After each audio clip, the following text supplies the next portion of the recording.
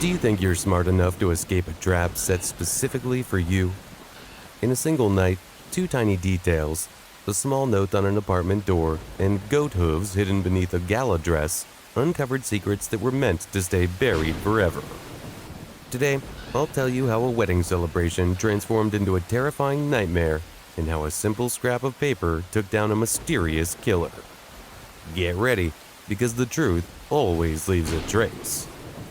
Welcome to the Midnight Hour, where silence hides the real stories.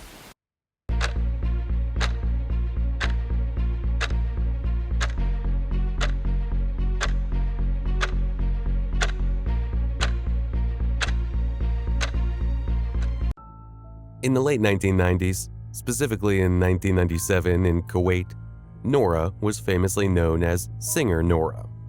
She was a popular folk singer with a powerful voice. Her framed drums would bring life to weddings, and her all-female band of girls would beat the drums and tambourines so energetically that everyone would dance. She loved art, sang for people at celebrations, and earned her living honestly from this work. One quiet night in 1997, the phone at her house rang. It was a bit late. Nora picked up the receiver and heard the voice of a polite but tense woman. "Oh, Nora, my daughter is getting married tonight in 𝐿-𝐫𝐫𝐸. We want you and your band to perform at the wedding. The fee is 500 dinars, and a car is waiting for you right now." The amount was very tempting for that time. Nora was on a short break, but after the woman insisted, she agreed.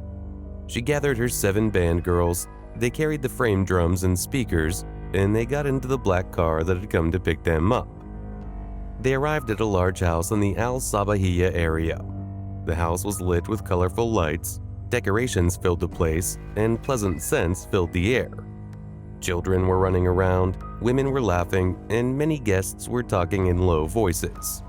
The atmosphere seemed completely like a normal wedding.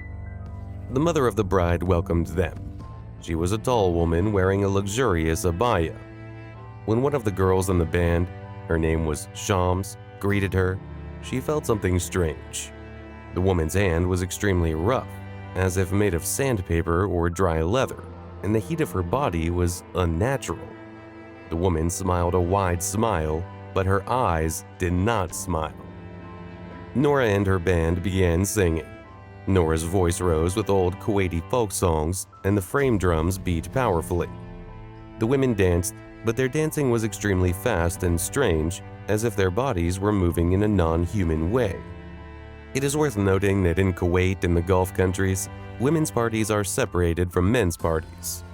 The bride sat like a statue, neither smiling nor moving, while her groom stood beside her wearing an old Ottoman-style outfit that looked strange for the modern era.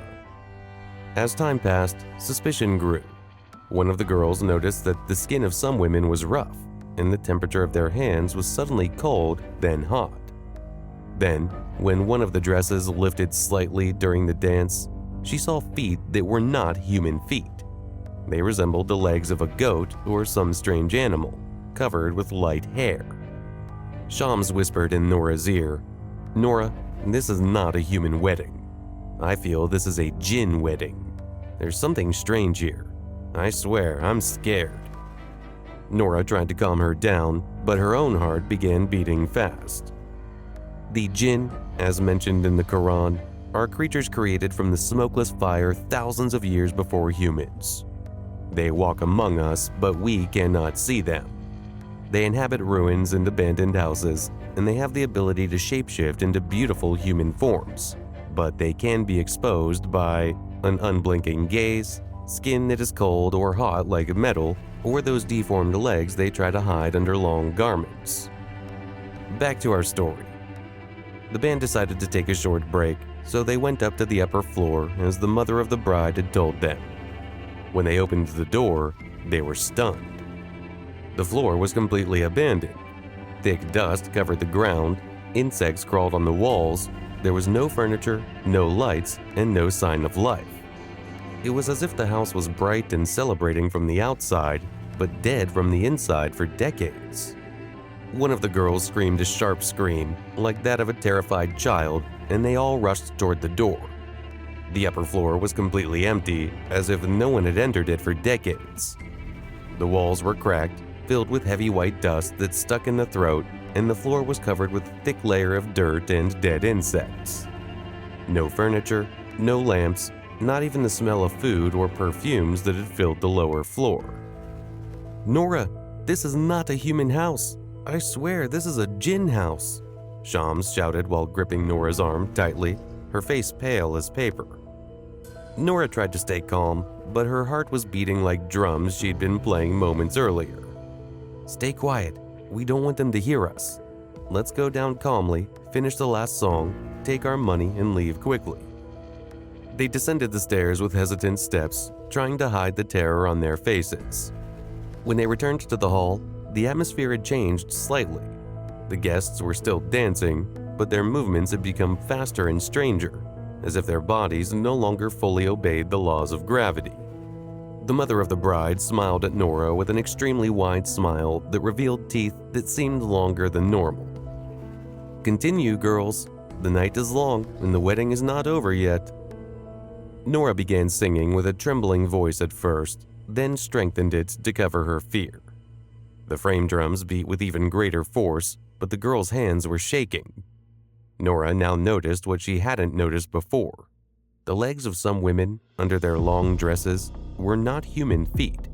They were deformed, covered with light hair, resembling goat legs or something worse. And when one of the children ran past her, she saw his eyes gleaming with a faint red color for a moment. The hours passed as heavy as lead. The food on the tables looked luxurious, but it never decreased no matter how much the guests ate.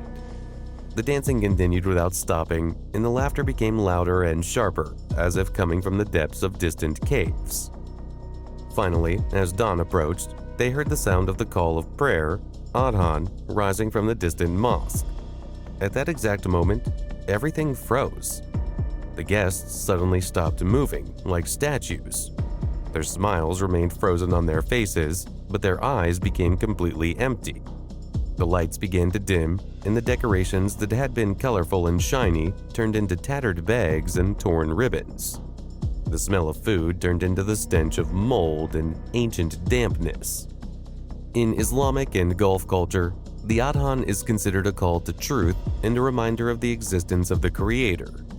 For jinn and supernatural beings, the Adhan is not just a sound, but vibrations of light that their bodies, created from fire, cannot tolerate. It is the official announcement of the end of the dominion of darkness and the beginning of the dominion of day. "Now, get out!" Nora shouted. They all ran toward the outer door, pushing each other. When they got out into the street, they stopped in shock. The house they had entered hours earlier was now a completely abandoned old ruin. The windows were broken, the walls were cracked and covered with old writings, and the garden that had been full of flowers had become dry land filled with thorns and stones. No cars, no lights, no trace of the wedding. The car that had brought them was still parked, but the driver had disappeared. They quickly got in and sped toward the city, silent, each one trying to understand what had happened. The next day, Nora came down with a severe fever, and the girls in the band couldn't sleep for nights. They began hearing faint sounds of laughter and frame drums in their homes at night, and they dreamed of the frozen bride with her red eyes. Right after they reached their homes that night, trembling with fear, they gathered at Nora's house. No one slept that night. Each one recounted what she had seen, and the details matched in a terrifying way. The rough hands, the strange legs, the abandoned upper floor, and the sudden freezing when the Adhan was heard. Nora decided to do something. She told the girls, "We can't stay silent. We must go to the police. Maybe there is danger to other people." On the second day, they went to the police station in 𝐿-𝐫𝐫𝐸. The officer listened to them with clear astonishment, writing the report slowly while trying to hide his smile. They described the house in detail. Its location, its external appearance, the decorations, even the color of the car that had taken them. The police sent a patrol to check. The officers returned after an hour and told Nora with complete seriousness, "Sister, the house you had described has been abandoned for more than 50 years. Its walls are cracked, windows are broken, and there's no trace of any party, decorations, or guests. Even the road to it is full of thorns and no one usually passes through it. Nora's face turned pale. She asked, "What about the car and the driver who disappeared?" The officer replied, "We found no car and no trace of anyone." Nora left the station feeling even heavier. No one officially believed her, but the story began to spread in neighborhoods and gatherings. Some people said it was madness or illusion, while others whispered, "I swear her story is true. I heard it from my aunt who knows one of the girls in her band." Weeks passed and the symptoms increased on Nora and the girls. Recurring nightmares, faint sounds of frame drums in the middle of the night, and the feeling that someone was watching them from the darkness. Nora finally decided to retire from art permanently. She said in a rare audio interview with a journalist, "My heart can no longer bear the sound of the duff. Every time I hear it, I remember that night." The story spread in Kuwait and the Gulf as a terrifying urban legend, told in evening gatherings and horror sessions. Over the years, this tale inspired many dramatic works. The most famous were the series 𝐬𝐮𝐬𝐜𝐫𝐬 Wedding and 𝐾𝐴F and 𝐷𝐿𝐵, series that retold the events in an engaging and dramatic way with psychological horror and mysterious atmosphere, sparking great controversy among the audience. Is it a true story or just a folk legend? Special episodes were also produced in horror story programs on YouTube and TikTok, and even theater plays inspired by it. But Nora herself stayed away from the spotlight, living a quiet life, refusing any television interviews, and always saying, "What I saw was enough. Some invitations should never be accepted." The police visit was brave but risky. In such supernatural cases, official authorities rarely help, and it can sometimes make things worse. What would you do if you were in Nora's place? Write your opinion in the comments, and don't forget to like, share, and subscribe to the channel.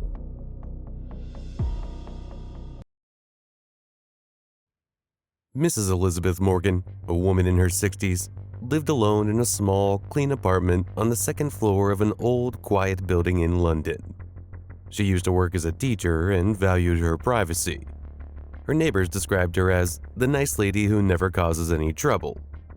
One cold winter morning, a neighbor noticed that her apartment door was slightly open. He knocked on the door several times, but there was no answer. He immediately called the police. When the police arrived, they found the door unlocked with no signs of forced entry. No broken lock, no scratches on the frame, no marks on the windows. They entered quietly and found Elizabeth lying on the floor in the living room, murdered by strangulation. There were no signs of a violent struggle and no obvious theft. The apartment was tidy, as if nothing had happened. The estimated time of death was the previous evening, between 7 and 9 p.m. During the search of the scene, the lead detective noticed a small white piece of paper taped to the outside of the front door, secured with a simple adhesive tape. It was written in clear, neat handwriting. "I went out to buy some milk. I'll be back soon. Elizabeth." At first, everyone thought it was a normal note written by the victim before she left. But the detective paused for a moment. Something didn't make sense. He asked the neighbors, "Did anyone see Elizabeth leave on the night of the crime?" The answer was no. Moreover, she didn't like going out at night in winter, and she always bought her groceries in the morning. Then came the decisive discovery.